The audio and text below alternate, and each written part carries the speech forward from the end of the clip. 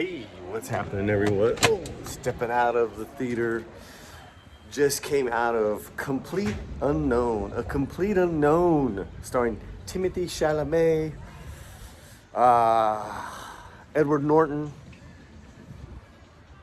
Ellie Fanning, and Monica Barbaro as Joan Baez. Okay, so I'm gonna hit this review on two levels. First, we'll talk about Chalamet. Then we're going to talk about the director, James Mangold.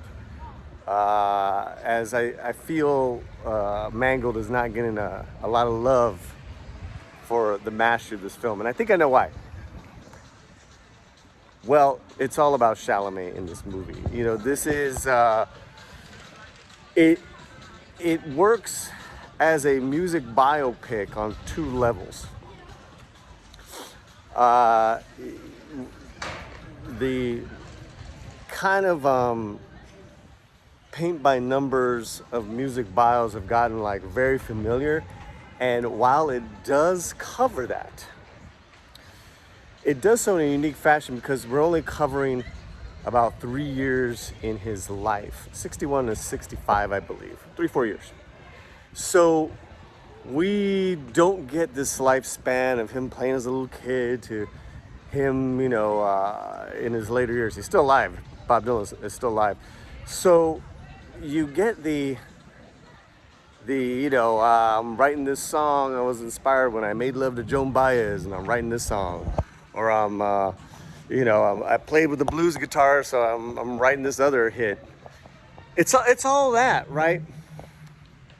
However, at the heart of this story, which I think kind of almost transcends Bob's story, or, you know, as far as his musical achievements, is the fact that he is such a contrarian. As a young man, he doesn't want to be put in a box. Any box whatsoever. He just doesn't know how to conform. He's a true artist, and that is completely inspiring. It's completely inspiring because there are not many artists like that. Because at some level, at some point in an artist's life, they conform for commerce. Right? That's always the commerce over art. Art versus commerce. Commerce versus art. And that's really what the story's about. Is that the Pete Seeger, who befriends him at the beginning of the movie, played by Ed Norton, very beautiful, soulful, vulnerable performance, wants him to play his old hits, his old folk tunes, you know, Blowing in the Wind.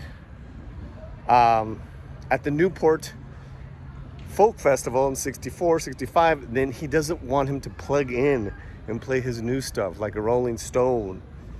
That's kind of like, it's actually the climax of the movie, but that's kind of his big struggle as Bob Dylan. Who is Bob Dylan? Bob Dylan ultimately is, you could say, the ultimate nonconformist punk rock aesthetic musician. And that's why he's so influential. I mean, in this story, you had Johnny Cash in awe of him. They were pen pals. And Johnny was in awe of it. Johnny fucking Cash. So that is, for me, as an older man who had such huge dreams as a young man, as far as being an artist and all that stuff, this was very, very inspiring. This was a wonderful, wonderful story to see unfold, because I get it. I got everything, even from him being a lousy boyfriend, not because he was a lousy person. And that's what's interesting too. It's not because he was a lousy person, kind of narcissist-driven artist that we see in a lot of these biopics. You know, it's just that what they showed here is he just didn't know how to, he just didn't know how to be normal. And that was so cool, man.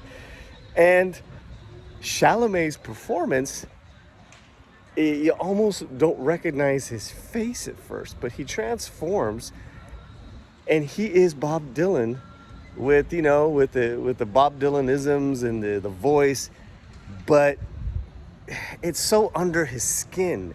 It's so confident. It's such a beautiful performance, and I really appreciate it. And yeah,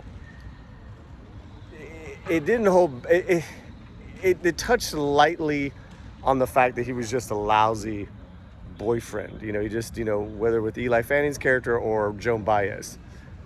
But it didn't get bogged down in, now he's a lousy boyfriend, now he's doing drugs, now he's on world tours, fame, success. It's all kind of there, but at the heart of this story, a complete unknown, he almost just wants to remain a pure artist. And I fucking love that, man. I love that. And Chalamet, it's a perfect performance, guys. And I could see why people were talking about it. So bravo to Chalamet. What a wonderful young artist, and just where he's at in his career. I'm very excited. Now, let's talk about James Mangold. Bravo, James Mangold. For the reasons that I just said, it is easy to see and easy to take for granted James Mangold's wonderful work as a filmmaker, because he was flexing hard as well.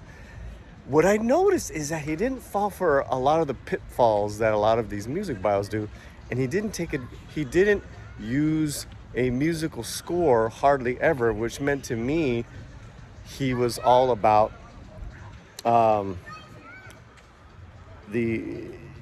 he relied on the tension he built on what he filmed. He didn't have to use extra cinematic devices because it was all there. It was, I mean, this thing was, you know, Mangold was flexing on his camera angles, on how he shot, on his pace. He knew exactly the story he wanted to tell. And I'll tell you why. And I have not read about this. I haven't seen any Mangold interviews, but I could tell that, one, Mangold is a huge music fan, and he's a huge Dylan fan. And when you have that, and you have the talent that Mangold does, Ford versus Ferrari, so many of his movies, Logan, going all the way back, you could tell he was having a blast making this film. This meant a lot to him, and it showed. And I don't think Mangold is getting the recognition that it deserves. Everyone's talking just about Chalamet's performance, and yeah, but you know, Mangold built the world that Chalamet is playing with inside this whole film. So bravo, sir, bravo. You know, I think that you really died on your shield with Indiana Jones. I think creatively you were handcuffed a lot of times, but man, did you flex on back. Complete unknown. If you're a music lover, if you're, I mean, all the above. And again, you don't even have to be a Dylan fan to really appreciate this movie. So that's my out of the theater review. Some of my reactions. Let me know what you think. Let me know if you saw this. Let me know if you plan to see this, because this film is it easily, had I seen this while I was doing my top 20 films of 2024, would have been there for sure. And this is one of the best performances of the year. All right. I'm so happy to do this. It's been a while. My out of theater reviews. My name is Paulie. This is Latino Slant. Don't forget to subscribe. And thank you so much for supporting the channel. It means a lot. You know, I love doing this. And I'm reminded how much I love doing this when I see great films or TV shows, or read about it, etc., etc. It makes all this worthwhile. You guys take care. Wherever you're at, keep your slant fuerte. Gracias.